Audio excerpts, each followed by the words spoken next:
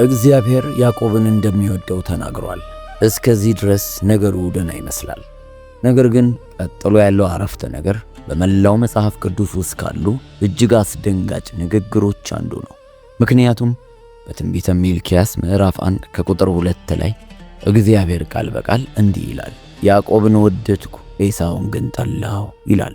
ለመሆኑ እግዚአብሔር ሊጠላ ይችላልን? እዚህ ጋር እየተነጋገርን ያለነው ስለ መጽሐፍ ቅዱስ ክፉ ሰዎች አይደለም። ስለ ፈርዖን ወይም ስለ ይሁዳ እያወራንም አይደለም። እያወራን ያለነው ስለ ኤሳው፣ ስለ ያዕቆብ መንታ ወንድም፣ ስለ አብርሃም የልጅ ልጅ ከእስራኤል የሃይማኖት አባት ጋር በአንድ ድንኳን ውስጥ ስላደገ ሰው ነበር። እግዚአብሔር ግን ጠላሁት ይላል። ነገር ግን ይህንን ልብ በሉ፣ በዕብራይስጡ ቅጂ ጥቅም ላይ የዋለው ቃል እናንተ እንደምታስቡት አይነት ጥላቻ አይደለም። ቃሉ በመጀመሪያው ቅጂ ሳናኔ ይባላል። በጥንቱ ዕብራይስጥ የሳናኔ ምስላዊ ሆሄያት የሚወክሉት እሾህን እና ዘርን ነው። እሾህ ይወጋል፣ እንዳይወጋህም አቅጣጫህን እንድትቀይር ያደርግሃል። ሳናኔ ማለት ያለ ምክንያት የሚመነጭ ጥላቻን አይገልጽም።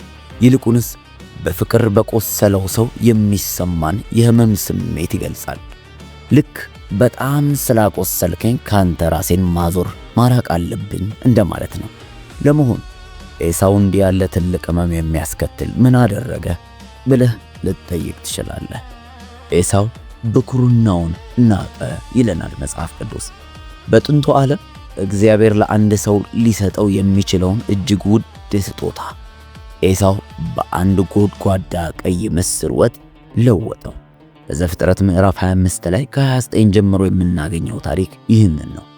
ከዚህ ድርጊቱ በኋላ የኤዶም ሰዎች ተወለዱ።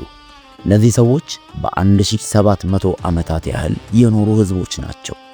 በጥንቱ ዓለም ከቀይ ድንጋይ ገደሎች ተፈልፍሎ የተሰራ እጅግ አስደናቂ ከተማ የነበሩ ህዝቦች ሙሉ ግዛቶችን የሚያገናኙ የንግድ መስመሮችን የተቆጣጠሩ ህዝቦች ናቸው። እስራኤል ገና ንጉሥ ሳይኖራት ንጉሥ የነበራቸው፣ ቀጣናዊ ኃይሎችን የሚፈታተን ሰራዊት የነበራቸው፣ ትዕቢታቸው እጅግ ከመጥለቁ የተነሳ እግዚአብሔርን ወደ ምድር ማን ያወርደኛል ብለው እስከ መገዳደር ድረስ የደረሱ ህዝቦች ነበሩ። እግዚአብሔርም በየመቶ ዓመቱ ልዩነት በሰባት የተለያዩ ነቢያት በኩል እንዲህ ሲል መለሰላቸው፣ እኔ ወደ ታች ወርድልሃለሁ፣ ከአንተም ምንም አይተርፍልህም ብሎ ተናገረ። ዛሬ ደግሞ ከእነርሱ መካከል ፍጹም ምንም የቀረ ነገር የለም። ፈጽሞ እንዳልነበሩ ሆነው ጠፍተዋል። ቋንቋቸው ጠፍተዋል። ባህላቸው ተዋውጠዋል። የዘር ሐረጋቸው ሊለይ በማይችል መልኩ ተደባልቋል። ከኃያል ሀገርነት ወደ ትቢያነት እንዴት እንደተቀየሩ የሚያሳየው ታሪክ በመጽሐፍ ቅዱስ ውስጥ ያለ እያንዳንዱ የትንቢት ቃል በፊደል ሳይቀር እንዲፈጸም ከሚያሳዩ እጅግ አስገራሚ ማስረጃዎች አንዱ የኤዶማውያን ታሪክ ነው። ነገር ግን ከዚህ በላይ ሌላ ነገር አለ። ማንም ሰው ሊያገኘው የማይችለውን ምስጢር በታሪክ ውስጥ የታወቀው የመጨረሻው ኤዶማዊ መሲሁ ገና ሕፃን እያለ ሊገድለው ሞክሮት የነበረው ያ ሰው ማን እንደነበር ስትረዱ ይህን ሙሉ ታሪክ በሌላ አይን ማየት ትጀምራላችሁ። ሁሉም ነገር የሚጀምረው ግን በማኅፀን ውስጥ ነው። አዎ፣ ዘፍጥረት ምዕራፍ 25 ቁጥር 22 ላይ ሕፃናቱ በርብቃ ማኅፀን ውስጥ ይታገሉ እንደነበር ይናገራል። ለዚህ ትግል የገባው የዕብራይስጥ ቃል ራትስ የሚል ሲሆን ትርጉሙ ዝም ብሎ መንቀሳቀስ ማለት አይደለም። ትርጉሙ መደባደብ፣ እርስ በእርስ መሰባበር እንደማለት ነው። እነዚያ ሁለት ሕፃናት ገና ሳይወለዱ እናታቸው ሆድ ውስጥ እርስ በእርስ ይተሳሰቁ ነበር። ርብቃም እጅግ ተጨንቃ እግዚአብሔርን ለመጠየቅ ሄደች ይለናል ቅዱስ ቃሉ። የተሰጣትም መልስ በዘፍጥረት ውስጥ ካሉ ጥንታዊ ትንቢቶች መካከል አንደኛው ነው። ሁለት ሕዝቦች በማኅፀንሽ ናቸው፣ ሁለት ወገኖችሽ ከሆድሽ ይወለዳሉ፣ አንዱ ወገን ከሌላው ወገን ይበረታል፣ ታላቁም ለታናሹ ይገዛል የሚል ነው። በጥንቃቄ ልብ በሉ። እግዚአብሔር ሁለት ወንዶች ልጆች አላለ፣ ያለው ሁለት ብሔራት መንግስታት ነው። ገና ሳይወለዱ ከሁለት ሕፃናት በላይ ነበሩ። ለዘመናት እርስ በርስ የሚጋጩ ሁለት ስልጣኔዎች ነበሩ። ሲወለዱም የመጀመሪያው ቀይ ሆኖ ወጣ። መላ ሰውነቱ እንደ ጠጉር ልብስ በጠጉር የተሸፈነ ነበር። ስሙንም ኤሳው አሉት። ስሙም ትርጓሜው ጠጉር ያለው ወይም ሻኬራ ከሚለው የዕብራይስጥ ቃል ጋር የሚገናኝ ትርጉም ነው። ነገር ግን ዋናው ቁም ነገር ቀለሙ ላይ ነው። እሱ ቀይ ነበር። በዕብራይስጥ አድሞኒ ይባላል። ይህም አዳም ወይም ቀይ ከሚለው ስርወ ቃል የወጣ ነው። ሁለተኛው የወንድሙን ተረከዝ ይዞ የወጣው ስሙንም ያዕቆብ ያሉት፣ ይህም አክብ ከሚለው የመጣ ሲሆን ትርጉሙ ተረከዝ ያዥ ማለት ነው። እነርሱ ሲወለዱ ይስሐቅ ዕድሜው 60 ዓመቱ ነበር። ኤሳው አደገ፣ አዳኝና የሜዳ ሰው ሆነ። ሻካራና በስሜት የሚመራ ለጊዜው ብቻ የሚኖር ሰው ነበር። ያዕቆብ ግን ተቃራኒው ነበር ማለት ይቻላል። ቃሉ እንደሚለው በትዕግስት በድንኳን የሚቀመጥ ጭምት ሰው ነበር ይለናል። እዚህ ጋር የገባው የዕብራይስጥ ቃል ታም የሚል ሲሆን ትርጉሙም ፍጹም ማለት ነው። አንድ ቀን የሁለቱን ብሔራት ታሪክ የለወጠው ክስተት ተፈጠረ። ኤሳው ከሜዳ ደክሞና ተርቦ ተመለሰ። ያዕቆብ ደግሞ ወጥ እየሰራ ነበር። አዎ ቀይ ምስር ወጥ። ኤሳውም እጅግ ደክሞኛል፣ ያንን ቀይ ወጥ አጉርሰኝ በማለት ይለምነዋል። ለዚህም ነው ስሙ ኤዶም የተባለው። በዘፍጥረት ምዕራፍ 25 ቁጥር 30 ላይ ያገኙታል። ግንኙነቱን ተመልከቱ። ኤዶም የመጣው ከአዳም ወይም ቀይ ከተባለው ትርጓሜ ካለው ነው።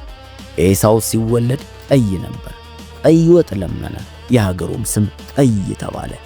በጠቅላላ ማንነቱ ላይ ያ ቀለም፣ ያ የችኩሉ ስሜትና የዚያች ቅጽበት ረሃብ ታትሞበት ነበር። ያዕቆብም በኵርናህን ዛሬ ሽጥልኝ አለው። ኤሳውም በጉዳዩ ውስጥ ያለውን አደጋ ለተረዳ ሰው ደም የሚያቀዘቅዝ መልስ ሰጠ። እነሆ እኔ ልሞት ነው፣ በኵርና ለምን ይጠቅመኛል አለ። በጥንቱ ዓለም በኵርና ማለት ዝም ብሎ ብዙ መሬት ወይም ብዙ በግ መውረስ ማለት አይደለም። በኵር የሆነው ልጅ ከርስት እጥፍ ድርሻ ይቀበላል። ነገር ግን በአብርሃም ዘር ውስጥ በኵርና ከዚህ በላይ እጅግ የላቀ ትርጉም የነበረው ጉዳይ ነው። ይህም እግዚአብሔር በዘፍጥረት ምዕራፍ 12 ላይ ለአብርሃም የሰጠው የተስፋ ቃል ተሸካሚ መሆን ማለት ነው። የምድር ወገኖች ሁሉ በአንተ ይባረካሉ ብሎ እግዚአብሔር ተናግሮታል። የአብርሃም የዘር መስመር በኵርና የመሲሁ ተስፋ የነበረው የዓለም መድኃኒት የሚመጣበት የደም መስመር ነበር። ይህ በሰው ልጅ ታሪክ ውስጥ አንድ ሰው ሊቀበለው የሚችለው እጅግ ቅዱስ የሆነ ክብር ነው። ኤሳው ግን ይህንን በአንድ ሳህን ምግብ ለወጠው። ያ ምግብ በታላቅ ግብዣ የቀረበ እንኳን አልነበረም። በግማሽ ሰዓት ውስጥ የሚበስል የምስር ወጥ፣ ቀይ ወጥ። ዕብራውያን መጽሐፍ ምዕራፍ 12 16ኛው ቁጥር ላይ ይህንን በግልጽ ያስቀምጠዋል። ስለ አንዲት መብል በኵርናውን እንደሸጠ እንደ ኤሳው ሴሰኛና ርኩስ ሰው እንዳትሆኑ ተጠንቀቁ ይለናል። በዘፍጥረት ውስጥ ይህንን ትዕይንት የሚዘጋው አረፍተ ነገር እጅግ አሳዛኝ ነው። እንግዲህ ኤሳው በኵርናውን አቃለላት ወይም ናቃት ይለናል ዘፍጥረት 25ኛው ምዕራፍ 34ኛው ቁጥር ላይ። ናቃት የሚለው የዕብራይስጥ ቃል ቢዛህ የሚል ሲባል ትርጓሜውም አንድን ነገር እንደ ተራ፣ እንደ ቆሻሻ፣ ምንም ዋጋ እንደሌለው አድርጎ መቁጠር ማለት ነው። ኤሳው በእግዚአብሔር ስጦታ ላይ ያደረገው ይህንኑ ነበር። ከዚያ ንቀትም አንድ ሙሉ ብሔር ተወለደ። በኋላ ያዕቆብ አባቱን ይስሐቅን አታሎ በረከቱን ከተቀበለ በኋላ ዘፍጥረት ምዕራፍ 27 ላይ በወንድማማቾቹ መካከል ያለው ግንኙነት ሙሉ በሙሉ ተቋረጠ ማለት ይቻላል። ኤሳው ያዕቆብን ጠላው፣ ሊገድለውም አለ። ምንም እንኳን በኋላ በዘፍጥረት 33 ላይ ሰላማዊ የሚመስል ግንኙነት ቢያደርጉም መለያየታቸው ግን የመጨረሻ ነበር። ዘፍጥረት 36ኛው ምዕራፍ 6ኛው ቁጥር እንደሚለው ኤሳው ሚስቶቹን፣ ልጆቹን፣ ቤተሰቡን፣ ከብቶቹንና በከነዓን ምድር ያፈራውን ሀብት ሁሉ ይዞ ከወንድሙ ከያዕቆብ በመለየት ወደ ሌላ ምድር ሄደ ይለናል። በሴርም ተራራ ተቀመጠ ይላል። ኤሳው ማለት ኤዶም ነው። ያ የሴር ተራራ ቁልፍ ቦታ ነው። የሚገኘውም ከሙት ባህር በስተደቡብ ምስራቅ፣ አሁን በደቡባዊ ዮርዳኖስ ውስጥ ነው። ጥልቅ ገደሎች፣ ቀይ ድንጋያማ ቋጥኞችና ሊደፈሩ የማይችሉ ምሽጎች የሚመስሉ የተፈጥሮ ቅርጾች ያሉት ተራራማ አካባቢ ነበር። ከእነሱ በፊት የሆር ሰዎች እዚያ ይኖሩ ነበር። እነሱም ዋሻ ውስጥ የሚኖሩ ሕዝቦች ነበሩ። የኤሳው ዘሮች ሲመጡ ግን አባረዋቸው፣ ሁሉንም ነገር ተቆጣጠሩት። በዘዳግም ሁለተኛው ምዕራፍ 12ኛው ቁጥር ላይ ይህን ታሪክ ይነግረናል። ታሪኩ አስደሳች የሚሆነው ግን ከዚህ በኋላ ነው። ምክንያቱም የኤዶም ሰዎች ዋሻ ውስጥ እየኖሩ ያገኙትን የሚበሉ ተራ ነገዶች አልነበሩም። ዘፍጥረት ምዕራፍ 36 31ኛው ቁጥር እንደሚነግረን የእናንተን ትኩረት ሊስብ የሚገባውን ነገር ይናገራል። በእስራኤል ልጆች ላይ ንጉሥ ገና ሳይነግስ በኤዶም ምድር የነገሱ ነገሥታት እኚህ ናቸው ይለናል። ሰማችሁት? ኤዶም ገና እስራኤል ንጉሥ ሳይኖራት በፊት የተደራጁ ነገሥታት ነበሯት።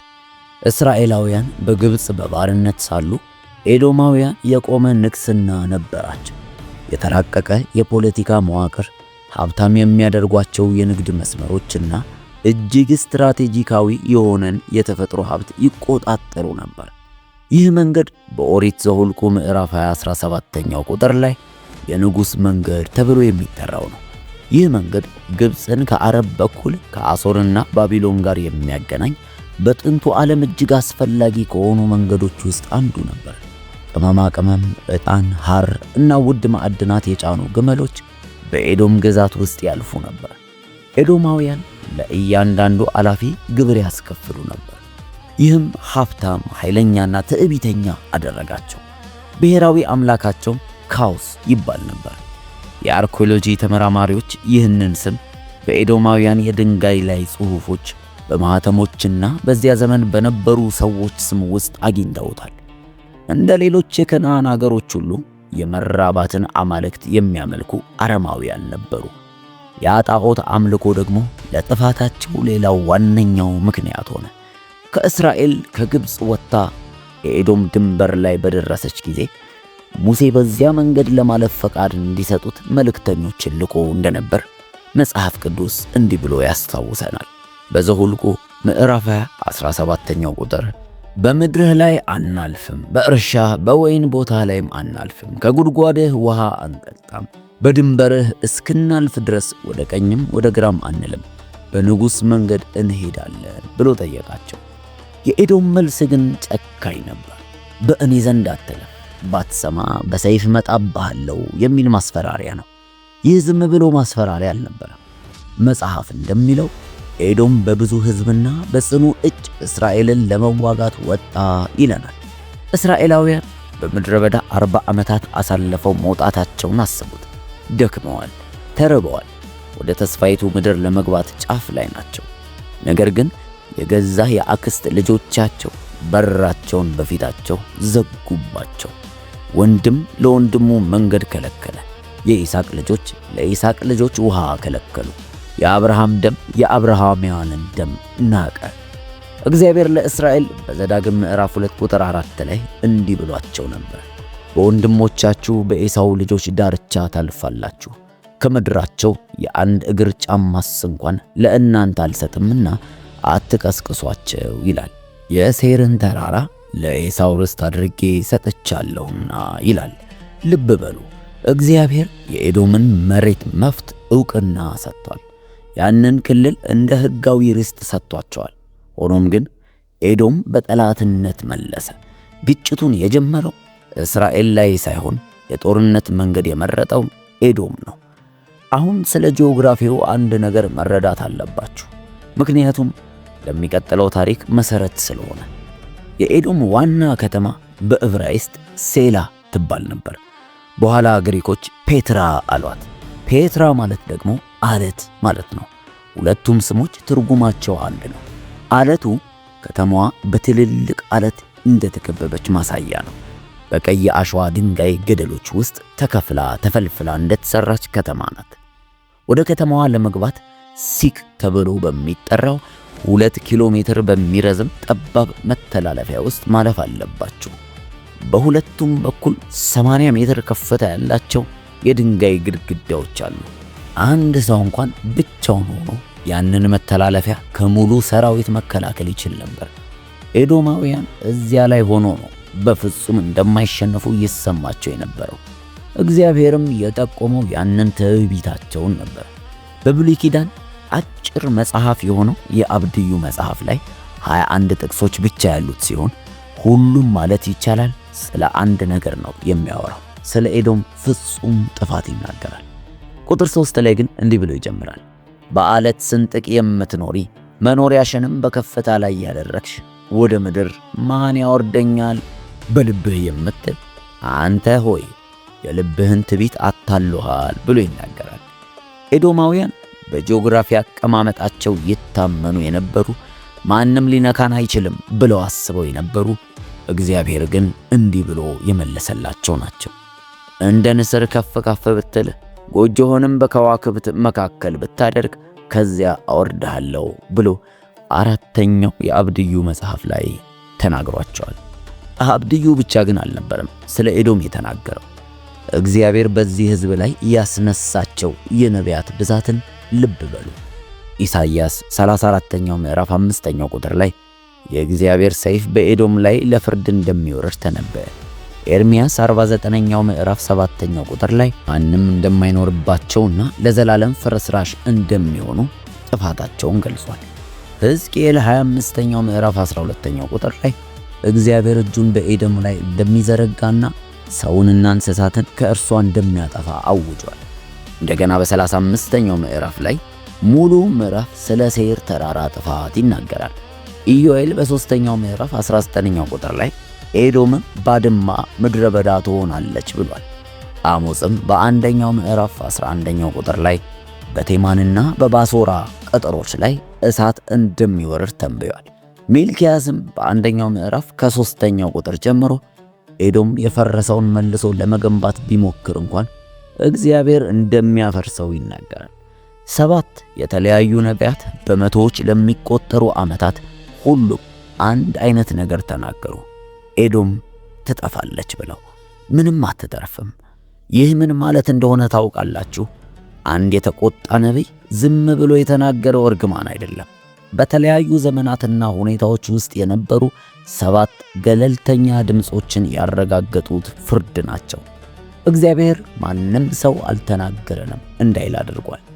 አብድዩ የሰጠው ትንቢት እጅግ ዝርዝር ነው። ኤዶም ትጠፋለች ብቻ ሳይሆን እንዴት እንኳን እንደሚሆን በግልጽ አስቀምጦ ነበር። ተባባሪዎቻቸው ይክዷቸዋል፣ ጥበበኞቻቸው ይጠፋሉ፣ ኃያላን ተዋጊዎቻቸው ይሰበራሉ። በወንድምህ በያዕቆብ ላይ ስላደረግከው ግፍ እረፍት ይከድንሃል፣ ለዘላለም ትጠፋለህ ብሎ ተናግሯል። ለዘላለም ዋናው ቃል ይህ ነው። ቁጥር 18 ደግሞ እጅግ አስደንጋጭ ነው። የያዕቆብ ቤት እሳት፣ የዮሴፍም ቤት ነበልባል፣ የኤሳውን ቤት ገለባ ይሆናል። ያቃጥሏቸውማል፣ ይበሏቸውማል፣ ከኤሳውም ቤት ማንም እንዳይተርፍ እግዚአብሔር ተናግሯልና ብሎ ዛሬ ምንም ኤዶም እንደማትቀር ትንቢት አስቀድሞ ተናግሮ ሄዷል። የታሪኩ ሂደት እስቲ እንዴት ሆነ? አሁን ጥልቁ ጥያቄ እዚህ ጋር ስለሆነ ነው። እነዚህ ትንቢቶች ተፈጽመዋልን? ሂደቱስ ደረጃ በደረጃ እንመለከተው። በመጀመሪያ የንጉሥ ሳኦል ዘመን ላይ የተከሰተው ነው። ኤዶም ቀድሞውኑ የታወቀ ጠላት ነበር። በአንደኛ ሳሙኤል ምዕራፍ 14 47ኛው ቁጥር ላይ ግን ሳኦል ከተዋጋቸው አገሮች መካከል ኤዶምን ይጠቅሳል። በንጉሥ ዳዊት ዘመን ደግሞ ዳዊት በጨው ሸለቆ ኤዶማውያንን አሸንፎ ሙሉ በሙሉ አስገዝቷቸው ነበር። ሁለተኛ ሳሙኤል ምዕራፍ 8 ቁጥር 13 እንደሚለው ዳዊት በኤዶም ሁሉ የጦር ሰፈር አኖረ፣ ኤዶማውያንም ሁሉ ለዳዊት ባሪያዎች ሆኑ ይለናል። በዚያ ውጊያ 18000 ሰዎች መሞታቸውን ያረጋግጣል። ሃዳድና የሰለሞን ዘመን ላይ ደግሞ ሃዳድ የተባለ የኤዶም ልዑል በሕፃንነቱ ወደ ግብፅ አምልጦ እንደነበር ዳዊት ሲሞት ተመልሶ መጥቶ አመፅ ለማስነሳት እንደሞከረ ተመልከቱ። አንደኛ ነገሥት 11ኛው ምዕራፍ ከ14ኛው ቁጥር ጀምሮ እያንዳንዱ የኤዶም ትውልድ የእስራኤል ቀንበር ለመመለስ እንደሞከረ ይገልጸልናል። እያንዳንዱ ትውልድ አልተሳካለትም። እናም እያንዳንዱ ውድቀት የበለጠ ቅያሜን ወለደ። መለያየትና ነፃነት መጣ። ከሰለሞን በኋላ እስራኤል ለሁለት ስትከፈል ኤዶም የይሁዳ መንግሥት ተገዢ ሆና ቆየች። በኢዮራም ዘመን ግን ኤዶም በመጨረሻ አመፀችና ነፃነቷን አገኘች። ሁለተኛ ነገሥት 8ኛው ምዕራፍ 20ኛው ቁጥር ላይ እናገኘዋለን።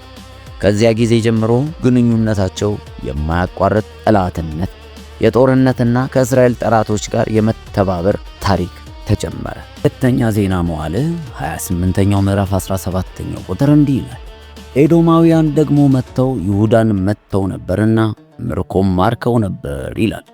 በአንድ ደም በሚጋሩ ሁለት ሕዝቦች መካከል ለዘመናት የተከማቸ ጥላቻ ተወለደ።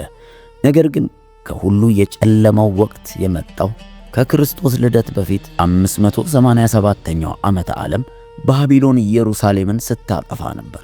ባቢሎናውያን የኢየሩሳሌምን ነዋሪዎች ሲጨፈጭፉ ኤዶማውያን ዝም ብለው አይመለከቱም ነበር። ይልቁንም አብረው ተባባሪ ሆኑ። መዝሙር 137 ቁጥር 7 እንዲህ ይላል፣ አቤቱ በኢየሩሳሌም ቀን እስከ መሠረቷ ድረስ አፍርሷት ያሉትን የኤዶምን ልጆች አስባቸው ይለናል። ነቢዩ አብድዩም ያደረጉትን በዝርዝር ይገልጣል። ለማምለጥ የሚሞክሩትን ለመግደል በመንገድ መገናኛ ላይ ቆሙ። የወንድማቸውን ንብረት ዘረፉ። የተረፈውንም አሳልፈው ለባቢሎናውያን ሰጡ። አብድዩ 11ኛው ምዕራፍ 14ኛው ቁጥር ይህንን ያስታውሰናል። ወንድም በወንድሙ ላይ እጅግ በደከመበት ሰዓት ጩቤ ሰካበት። እግዚአብሔርም ይህን ሁሉ አየ። ከዚያም ፍጻሜው በዚህ ሰዓት ጀመረ። ደረጃ በደረጃ እንዲህ እንደተተነበየው መፈጸም ጀመረ። የመጀመሪያው በባቢሎን የደረሰባቸው ጥቃት ነው። ከክርስቶስ ልደት በፊት በ553ኛው ዓመተ ዓለም አካባቢ ባቢሎናውያን የኤዶምን ግዛት በከፊል አወደሙት። በኤርምያስ 49ኛው ትንቢት ተፈጸመ። የናባታውያን ክህደት ደግሞ ሌላኛው ክስተት ነው። በአምስተኛው ክፍለ ዘመን ወይም ዓመተ ዓለም ከሰሜን አረቢያ የመጡ ናባታውያን የተባሉ ነገዶች ወደ ኤዶም ግዛት መግባት ጀመሩ። እዚህ ጋር አብድዩ በጥንቃቄ የተነበየው አስገራሚ ነገር ደረሰ።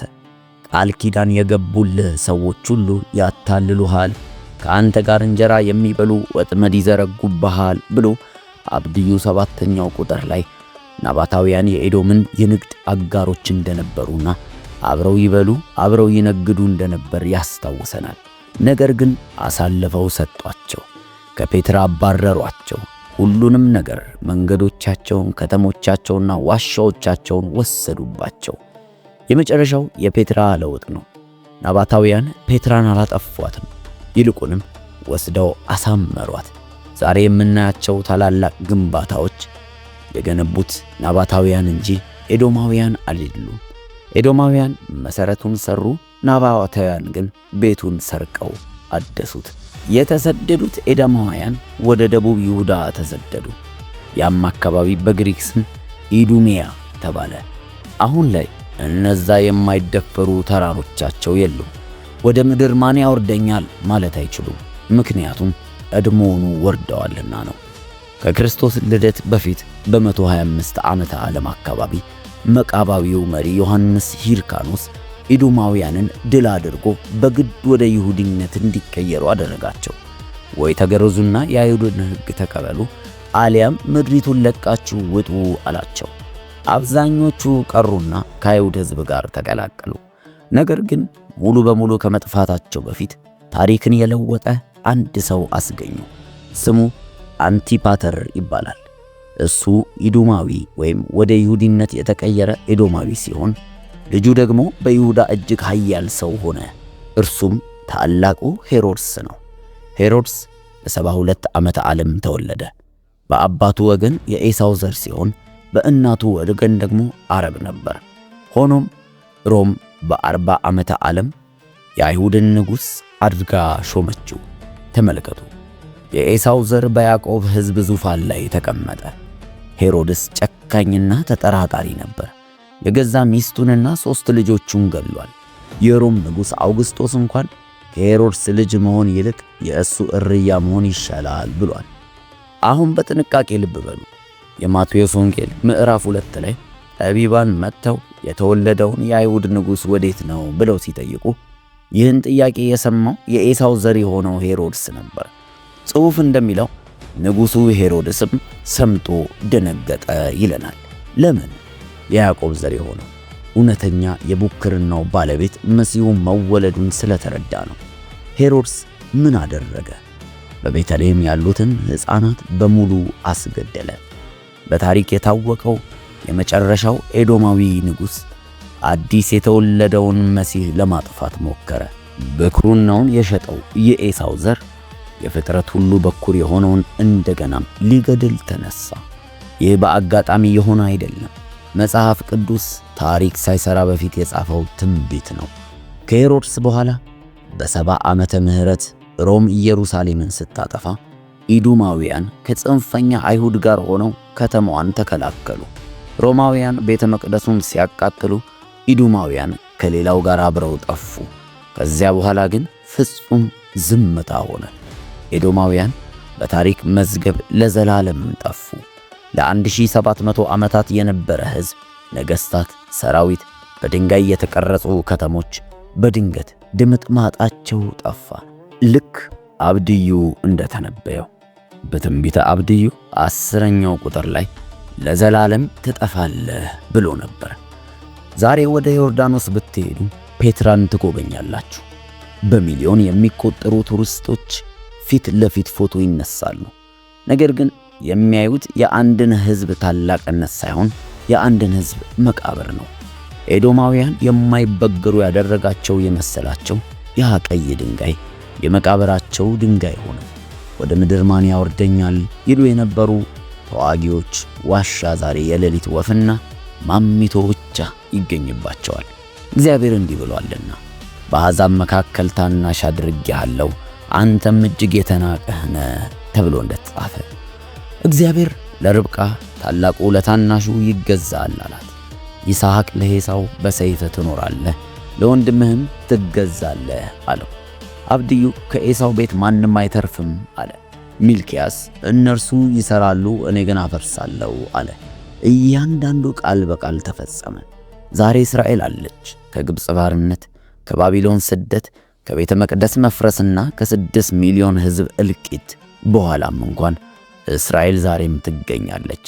ኤዶም ግን የለችም። ይህ እግዚአብሔር የሰጠህን ነገር የመናቅና የመውደድ ልዩነቱን የሚያሳይ ነው። ኤሳው በኩርናው በእጁ ነበረው። ተስፋውና የወደፊት ዕድሉ በእጁ ነበር። ነገር ግን ለጊዜያዊ ረሃቡ ሲል የዘላለም በረከቱን በምግብ ለወጠው። እግዚአብሔርም ያዕቆብን ወደድኩ ኤሳውን ግን ጠላው ያለው ለዚሁ ነው።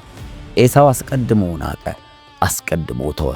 ያም ውሳኔው ስሙ በቀይ ድንጋይ የፍርስራሽ ውስጥ እስኪጠፋ ድረስ ለ2000 ዓመታት ዋጋ አስከፈላቸው። በዕብራውያን ምዕራፍ 12:16ኛው ቁጥር ላይ እንዲህ ሲል ያስጠነቅቀናል። ስለ አንዲት መብል ብኩርናውን እንደሸጠ እንደ ኤሳው ሴሰኛና እርኩስ ሰው እንዳይሆን ተጠንቀቁ። ከዚያ በኋላ በረከቱን ሊወርስ በፈለገ ጊዜ እንደተጣለ ታውቃላችሁና ይለዋል። ኤሳው አልቅሶ ነበር። ነገር ግን በእንባ እንኳን ድጋሚ ቢለምነው ለንስሐ ስፍራ እንዳላገኘ ክፍሉ ይናገራል። ቅዱስ የሆነውን ነገር የመናቅ ውጤት በእንባ የማይመለስ ከባድ ዋጋ አለው። ኤዶማውያን ከ1700 ዓመት ቆይታ በኋላ መጥፋታቸው አንድ ትልቅ ትምህርት ይሰጠናል። ዛሬ የናቅነው ማንኛውም ነገር ምናልባትም የዘላለምን ዕድል ፈንታችንን ሊወስን እንደሚችል አስተውሉ። ኤዶም ለእኛ ትልቅ ማሳያ ነው። እግዚአብሔር በፊታችን ያስቀመጠውን መልካምና የከበረ ዕድል እንዳናናንቅና እንዳንቀብረው ዛሬ ማስተዋል እንዲሆንልን በዚህ ዶክመንተሪ መልክ ትምህርት እናስቀምጥላችኋለን። ታዲያ እናንተም ይህንን መልእክት ተመራችሁ እንዲሁ ዝም ብላችሁ እንዳታልፉ። ለሌላውም ለዚህ ዘመን ኤዶማውያን ትምህርት ይሆን ዘንድ በጥቅማ ጥቅምና በዚህ ዓለም ጉዳይ ሰዎች ተታለው መንፈሳዊውንና የከበረውን ነገር እንዳይጥሉ ማስጠንቀቂያ እንዲሆናቸው ይህንን መልእክት አሁኑኑ ሼር አድርጉላቸው። እንደዚህ አይነት ትንቢታዊና መጽሐፍ ቅዱሳዊ እውነታዎችን በየጊዜው ይዘንላችሁ ስለምንመጣ ይህንን ቻናል ሰብስክራይብ ቢያደርጉ በብዙ ነገር እንደሚጠቀሙ ዛሬውኑ ቃል እንገባሎታለን። መልካም ጊዜ ይሁንልዎት።